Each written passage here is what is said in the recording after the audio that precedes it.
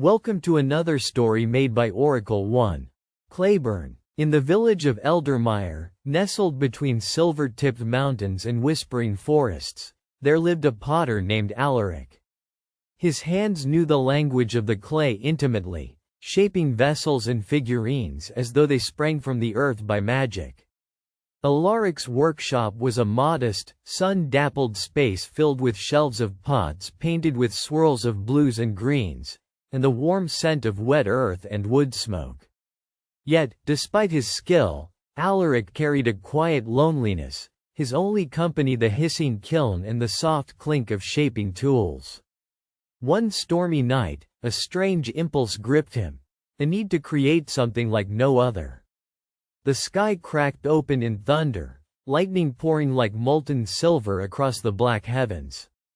Alaric's fingers danced across a lump of clay, his mind restless.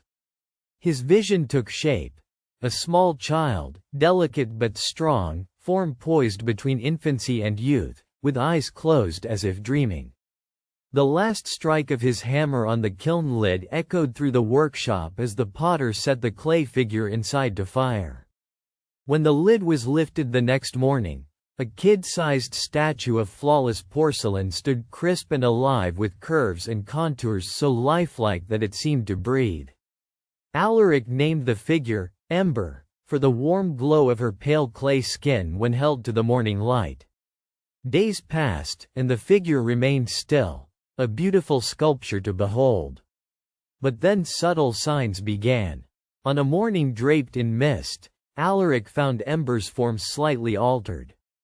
The lines around her eyes seemed less sharp, the cheeks held a faint blush, and the fingers appeared less rigid, more rounded, as if they softened by some invisible sun. Alaric blinked in disbelief, heart-hammering.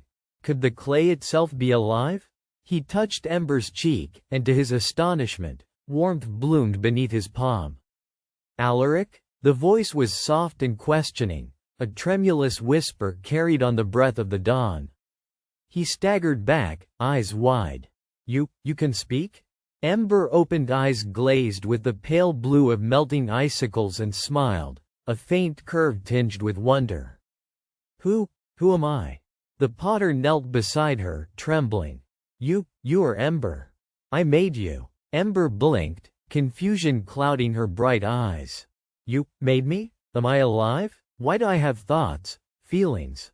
Alaric's breath caught. The child, crafted whole from earth and fire, was awakening not just with form but with soul. As Ember sat by the window, sunlight spilled over her clay limbs, and even in that early morning haze, Alaric knew a profound mystery had begun. Over weeks, she changed in ways impossible. Ember's body grew, the porous earth of her skin smoothing and stretching with the passage of time, as if she was aging years in mere days. Her emotions blossomed swiftly. Joy, anger, fear, and the aching curiosity of a child learning the world. Every dawn was an awakening of new thoughts, and with every word she uttered, she coaxed forth answers from Alaric about the strange state she had entered. "Why do I feel hunger? I do not eat, yet my belly twists in ache," she questioned one evening, gazing at the clay fingers that could not grasp bread. "Those are feelings born in living beings," Alaric said softly. "Perhaps the magic in the clay carries some spark of life, but it does not nourish you as food would nourish me." Ember frowned, her brows knitting in frustration before her lips formed another question far more poignant than the last. "Alaric, am I your child? Because I feel something warm when I think of you. Like a heart wanting a mother." The potter was silent for a long moment, the weight of her innocence pressing upon him like unspoken truths. "I am no mother, Ember. I am the maker, the one who shaped you from earth. But a mother?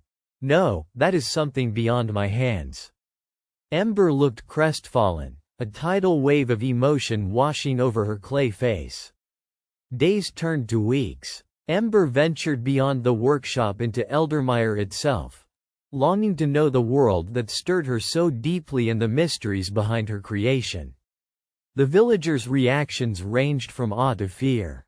Some whispered tales of golems, creatures of myth and magic, imbued with life by ancient rites. None had seen one born in so human a form, nor one who ages and feels. One evening, as the sun bled crimson across the sky, Ember sat by the village well, staring into the deep black water. "Can a golem have a mother?" she asked under her breath. An old woman approached, her hair silver white like the mountain mists and her eyes sharp with wisdom. "A golem is shaped by craft and magic, child," she said gently. "But life, true life, springs from the heart and soul. Tell me, who do you seek?" Ember's voice was a whisper. "A mother. Someone to call my own." The woman smiled sadly. "Then perhaps you are more than clay and magic. Perhaps you are Clayborn, born not just of earth and fire, but of longing and love. Your mother, she is the world itself. The earth that made you, the fire that gave you warmth, and the heart that beats in your soul." Alaric, watching nearby, felt tears burn behind his eyes. He realized then that Ember was not just his creation but a living testament to the bond between maker and made, a child of earth and emotion, of potter's hands and an awakening heart. Months passed, and Ember continued to grow, not just in years, but in purpose. She served the village with gentle care, healing with soft hands and comforting words, earning both love and acceptance. One night, beneath a canopy of stars, Ember turned to Alaric. "I have wondered long," she said softly, "if I could choose a mother, would you wish me to call you so?" The potter smiled, his eyes glimmering with pride and an ache deeper than any kiln fire. "Yes, Ember. If I cannot be your mother in the way you imagine, then I shall be what I was made to be, the one who loves you as any mother should." And so Clayborn Ember lived, a child born of earth, shaped by fire, aged by emotion, and embraced by love. For more stories, like and subscribe.